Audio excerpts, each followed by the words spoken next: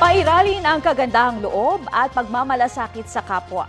Yan ang mensahe ni Pangulong Bongbong Marcos sa publiko ngayong Semana Santa. Ayon sa Pangulo, ang Semana Santa ang panahon para pagtibayin ang pananampalataya.